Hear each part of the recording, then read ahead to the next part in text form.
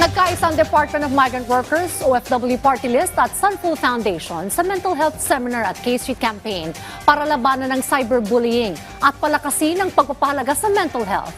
Yan ang ulat ni Bian Manalo.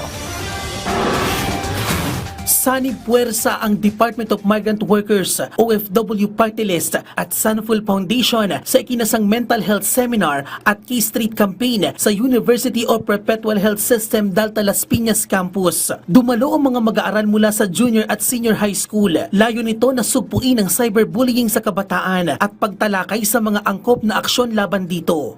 Pwede natin silang turuan how to handle situations, turuan natin sila na wag magsabi ng masasama or hateful comments, lalo na online kasi mas matapang sila kasi hindi naman makikita yung mukha nila, di naman face-to-face.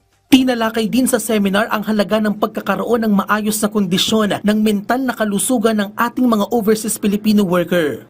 Tayo po ay nagagawa ng maraming mga mental health seminars and trainings para magkaroon ng awareness ng information na ang issue ng mental health ay kinakailangan sineseryoso.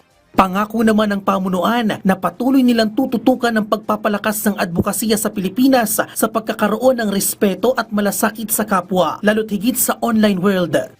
Our goal is to respect all Filipinos in Korea as well as Koreans in the Philippines. We work together and we would like to spread this campaign throughout the world, not only in the Philippines but also other countries. Para naman sa sino mang nangangailangan ng tulong sa kanilang mental health concern, maaring magtungo sa Department of Health's Wellness App na Lusog Isip. Narito naman ang ilang numero na maaari niyong kontakin. Bien Manalo para sa Pambansang TV sa Bagong Pilipinas.